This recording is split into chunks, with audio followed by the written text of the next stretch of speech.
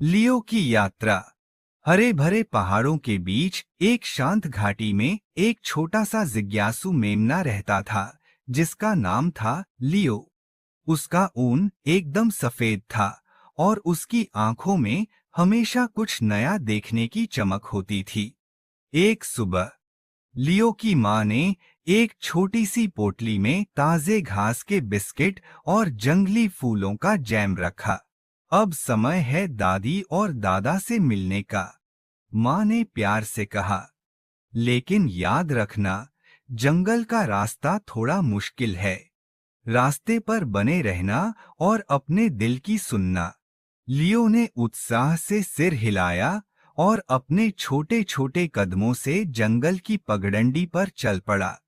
ऊपर पेड़ों पर चिड़ियां चहचहा रही थीं और नीचे रास्ता धूप की छनती किरणों से चमक रहा था। अचानक उसे झाड़ियों के पीछे से हल्की सी सिसकी सुनाई दी। एक गिलहरी अपने पंजे पर पट्टी बांधे बैठी थी। मैं पेड़ से गिर गई, उसने दुखी होकर कहा। मुझे वापस ऊपर चढ़ने में मदद चाहिए। लियो थोड़ी देर सोच में पड़ गया। माँ ने कहा था कि रास्ते से न भटकना, लेकिन उसका दिल कुछ और कह रहा था।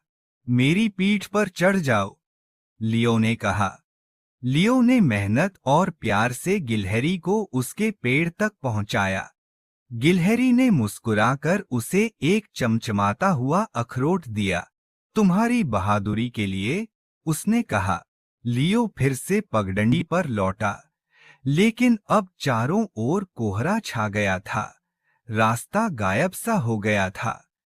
तभी उसे एक नन्हा कांटेदार प्राणी मिला, एक शाही, जिसका नाम था पिप।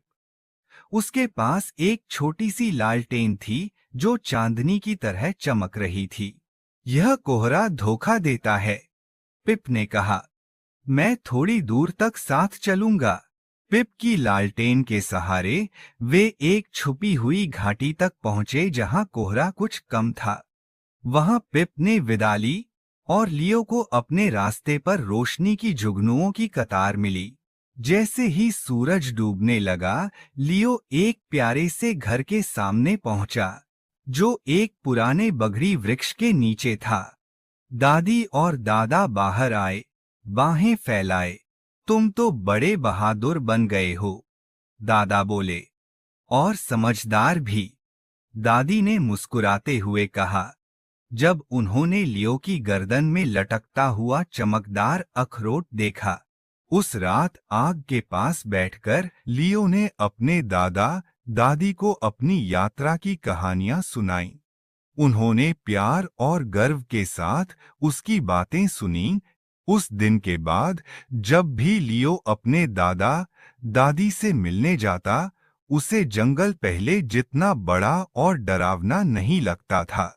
हमें उम्मीद है कि आपको हमारी कहानी पसंद आई होगी। आप यह कहानी अपने दोस्तों को भी सुनाएं और ऐसे खूबसूरत वीडियो देखने के लिए चैनल को सब्सक्राइब करें और लाइक बटन दबाएं।